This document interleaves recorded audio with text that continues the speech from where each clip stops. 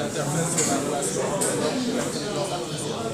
Plus précisément sur la relation entre l'Afrique et l'intelligence artificielle.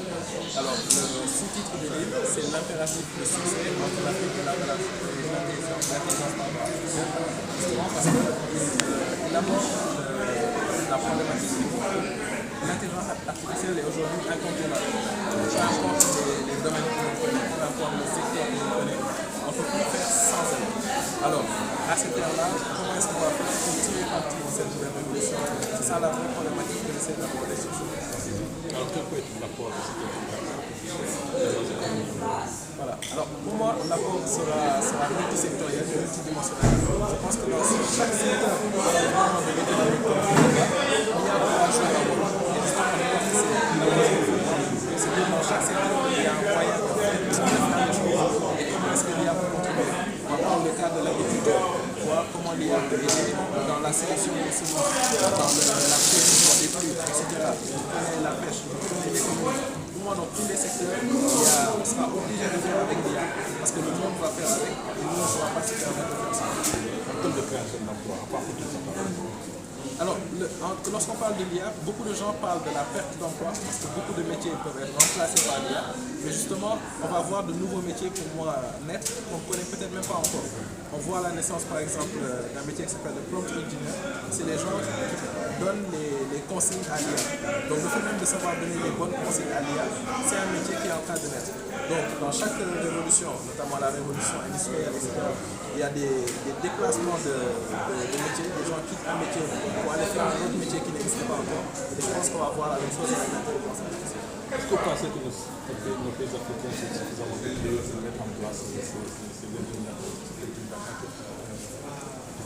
voilà. Donc, lorsque je parle d'impératif de succès, c'est que pour moi, on n'aura pas d'autre choix que d'être outillé. Et je le disais tantôt, je le dis notamment dans le livre, le principal facteur, le principal moteur qui a poussé l'évolution de l'humanité jusqu'ici, c'est le fait de ne pas avoir d'autre choix que de survivre. Lorsqu'on est dans un état d'obligation de survie, on se surpasse. Une métaphore qui peut être un peu drôle, c'est comme lorsqu'on est poursuivi par un chien et qu'il y a un mur de 3 mètres devant nous, on saute le mur. C'est la même situation à laquelle les pays africains vont être confrontés. On a l'IA devant nous, on doit faire des choses avec. Si on ne le fait pas, on sera laissé totalement en rade par les autres continents. Donc on n'a pas d'autre choix que de se mettre à niveau, voire de surpasser tous les autres continents. Vous-même, vous êtes libéral, malgré tout, on voit que vous déployez dans un domaine hautement à la science. Comment c'est possible? Voilà. Alors déjà de par mon parcours, vous le direz justement dans le livre, j'ai très tôt été un amoureux des technologies. Donc depuis mon plus jeune âge, je passais plus de temps sur Internet que dans la vraie vie. C'est l'une des phrases que je dis dans le livre. Donc pour moi, on ne doit plus être cloisonné par le fait d'être littéraire, scientifique. Vous l'avez vu dans ce beau panel qu'on a eu l'honneur d'avoir aujourd'hui. Vous avez un éminent philosophe, pour ne pas dire le plus grand, le professeur Sourian Bacheliaï. Vous avez quelqu'un, M. Jean-Pierre Sec, qui est du domaine de la musique, de ceci, de ça. Parce que comme je vous disais, il n'y aura pas un seul secteur qui sera épargné. Donc qu'on soit littéraire, qu'on soit scientifique, qu'on soit même illettré, on sera concerné par l'intelligence artificielle et par la révolution technologique. Donc on se doit de l'embrasser, de l'accueillir à bras ouverts et d'essayer d'en tirer le meilleur parti. Est-ce qu'il y a lieu d'avoir peur de l'intelligence artificielle comme certains le disent? Alors, ma réponse va peut-être vous surprendre, mais oui, je pense qu'il y a énormément de raisons d'avoir peur de l'intelligence artificielle, mais toute ma réflexion, c'est de se dire que oui, il y a beaucoup de raisons d'en avoir peur, mais on ne doit pas échapper à l'intelligence artificielle parce qu'elle est déjà lancée. Donc, vu qu'elle est déjà lancée, même s'il y a des raisons d'avoir peur, autant essayer d'en tirer le meilleur parti. Merci. L'image de la vache folle, parce que pendant longtemps, le DPD n'était pas accès à Internet. Je pense que c'était beaucoup lié à ça aussi, parce que du coup, en fait, ChatGPT a été lancé pendant très longtemps sur des données qui étaient contrôlées. Tout d'un coup, quand elle a accès à Internet, on ne sait plus sur quelles données elle se base, souvent on n'est plus sûr des résultats qui sont donnés. Moi, j'ai fait un test justement de ça. J'ai demandé à ChatGPT de simuler une réunion pour créer le label idéal dans le monde avec Warren Buffett, Jay-Z, Kanye West, Steve Rifkin et Russell Simon. Donc, ce qu'il faut savoir aussi dans le fonctionnement de ChatGPT, il y a deux choses qui sont très importantes. C'est le prompt, c'est-à-dire ce qu'on écrit pour demander, pour poser la question. Pour moi, déjà, la barrière à l'entrée, elle est dans ça, dans la création du prompt. Parce qu'il y a des gens qui savent qu'on est expert de ce sujet. Donc, une fois qu'on sait comment on structure le monde, lui donner un rôle, lui donner une mission, lui attribuer des informations, c'est l'expertise des uns et des autres qui fait la différence dans les résultats produits. Donc déjà dans ça, il y a des inégalités entre guillemets qui permettent de maximiser en fait les compétences des uns et des autres. Et ensuite après, quand ChatGPT va donner des réponses, on ne va pas donner la réponse optimale. Il faut le challenger et l'alimenter, donc converser.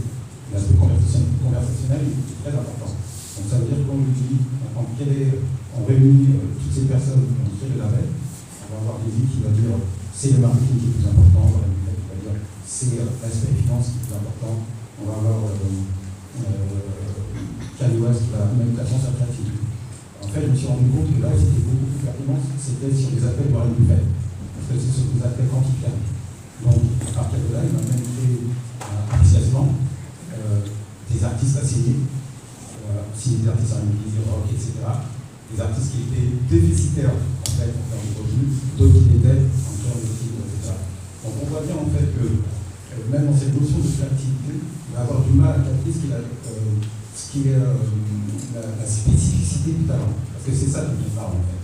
C'est oui, effectivement, toutes ces IA, alors il y a une journée aussi pour tout ce qui est image, ChatGPT pour le texte, des outils.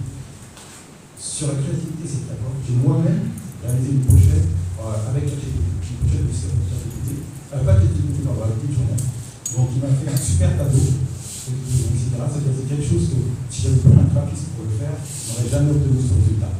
Après, j'avais besoin de créer un personnage, donc un pelage, une forme de squelette, il était incapable de le faire. J'ai pu faire avec quelqu'un qui me fait ça. Le problème aussi avec les intelligences artificielles, c'est qu'il ne peut pas reproduire ce qu'il a déjà fait. S'il me fait un super personnage, je ne peux pas le véhiculer. On ne va pas le faire. Donc, je suis obligé de faire appel à. Il y a beaucoup de limites là-dessus. Toujours la notion de créativité. J'ai fait un test que je trouve très intéressant, c'est sur les stand-up. Le stand-up.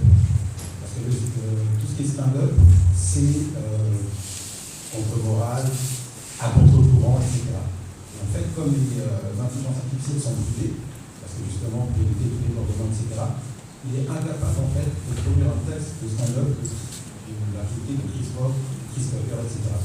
Donc, en fait, les limites qui ont été attribuées aux intelligences artificielles pour éviter le développement sont aussi des limites de créativité, parce que la créativité, c'est penser hors des clous, être transgressif, etc.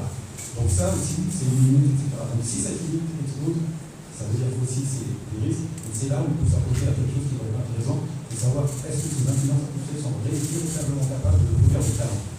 Moi, je suis producteur d'audit, d'un artiste aussi qui s'appelle De Paul, par exemple.